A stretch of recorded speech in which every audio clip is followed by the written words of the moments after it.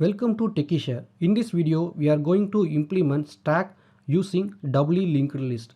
Before diving into the concept, if you are yet to subscribe my channel, please subscribe my channel first. Let's dive into the concept.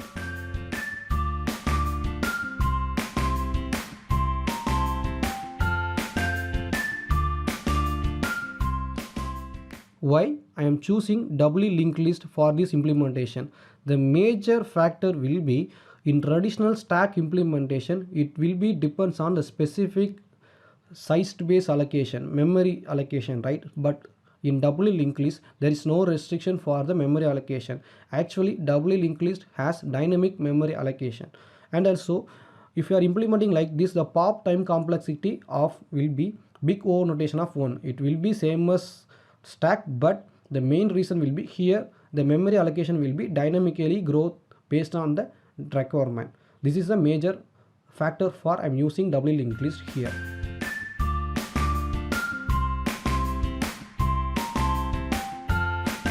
For performing push operation, you can simply add the data to your doubly linked list.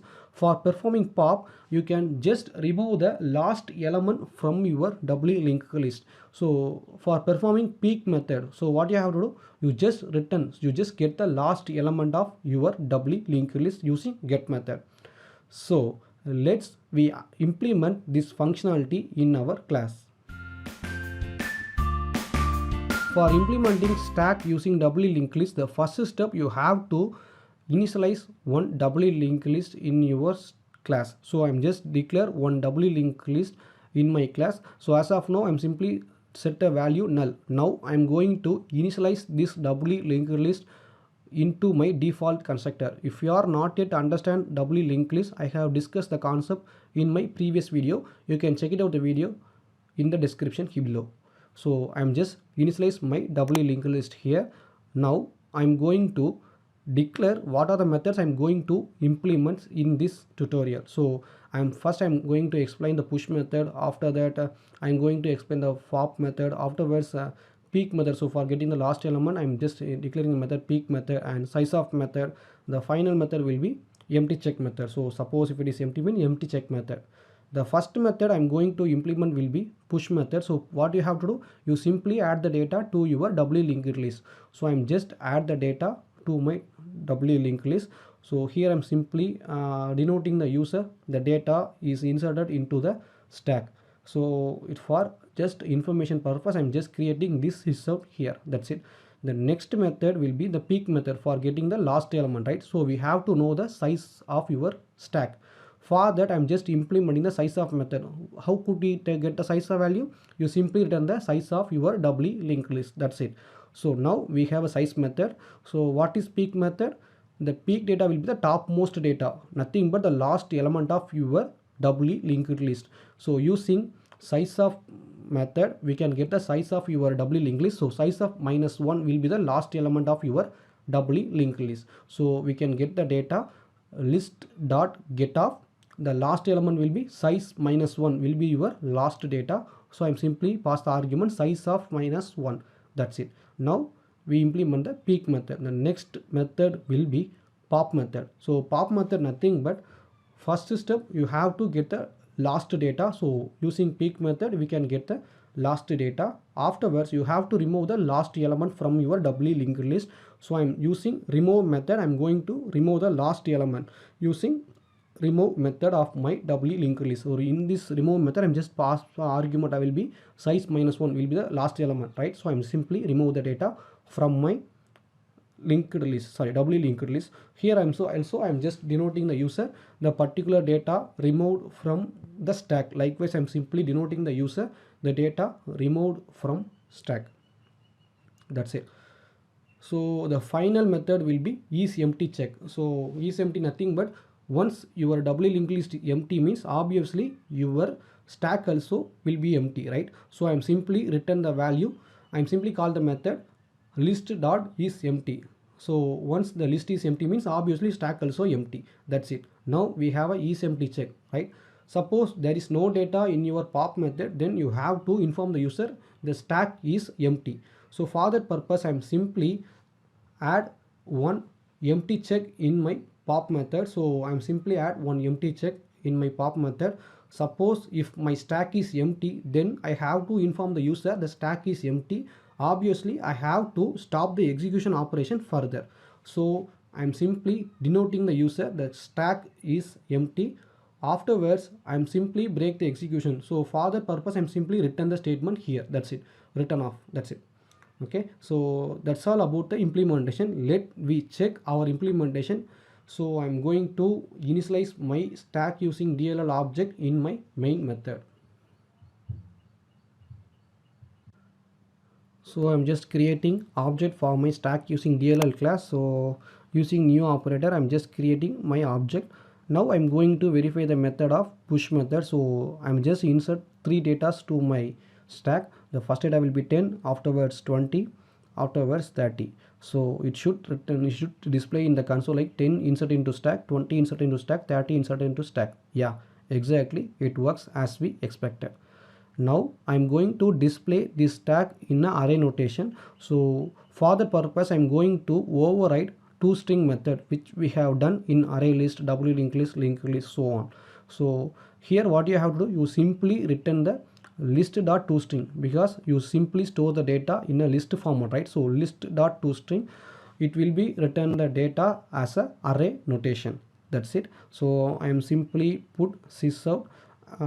Inside the sysout print statement I'm simply add my reference yes here. So it should return the value array notation. Yeah, the first data will be 10, afterward 20, afterwards 30. Exactly.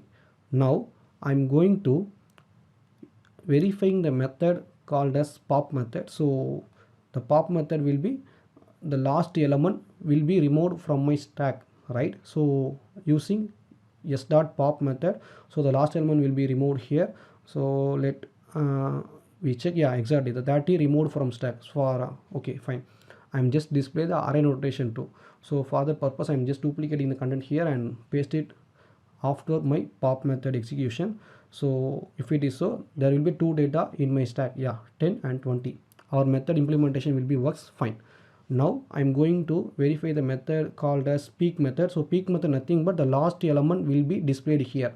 So the last element as of now 20. So it should return the value 20. Let me check. The top element of my stack will be s.peek. So it will return the top element of my stack. Let me check. The peek element value will be 20. Afterwards, yeah, exactly, the top element will be 20, right? So the last element. Now I am going to verify the method called as size of method. So as of now our stack having 2 datas, so the size will be 2. So let me check if it is implementation is perfect. The size will be written in the statement will be 2. So s dot size of, that's it. So let me check. Yeah, exactly, the size of the stack is 2. Suppose if I am pop some element from this stack, okay, then what will happen, the size also will be affected, right? So for the purpose I am simply pop some element from my stack s.pop s.pop. So there is no data in my pop as of now. So it should come, the size value should be 0. Let me check. So for that purpose I am simply duplicating the element from size of, so it will return the value. That's it. Let me check. So there is an error in my doubly linked list. There was a null pointer exception in my doubly linked list remove method. Okay, let me identify what is the cause of this null pointer exception.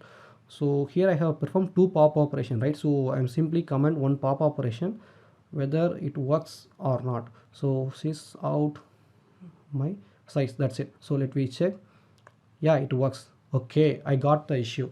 So when I am removing only one element from my doubly linked list, this error will happen.